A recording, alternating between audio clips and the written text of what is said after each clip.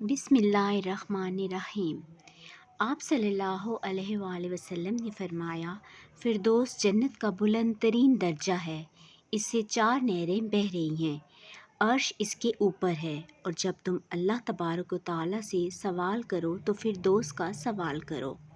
हदीस नबवी सल्लल्लाहु अलैहि वसल्लम है, जिस वक्त बंदा अपने घर से मस्जिद की तरफ निकलता है तो एक कदम पर एक नेकी लिखी जाती है और दूसरे कदम पर एक बुराई मिटा दी जाती है। आप सल्लल्लाहु अलैहि वसल्लम ने फरमाया, तुम किसी शख्स का इन अल्फाज में ज़िक्र करो इसकी गैर मौजूदगी में कि अगर वो उसे सुने तो इसे बुरा लगे।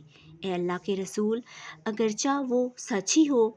आपने फरमाया, यही तो गीबत है। अगर तुमने ऐसी बात कही जो इसमें नहीं पाई जाती थी तो ये बुहतान होगा, इससे भी बड़ा गुनाह। आप सल्लल्लाहु अलैहि वसल्लम ने फरमाया, जब मोमिन बंदा दफन किया जाता है तो कब्र इसे खुशामदीद कहती है।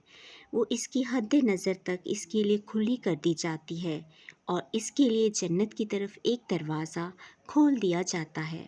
आप सल्लल्लाहु अलैहि वसल्लम ने फरमाया, उस ज़ात की कसम जिसके हाथ में मेरी जान है, अगर तुम नाफरमानों को होने वाले अज़ाब के मुतालिक जान लो जो मैं जानता हूँ तो तुम ज़्यादा रोयो और कम हंसो।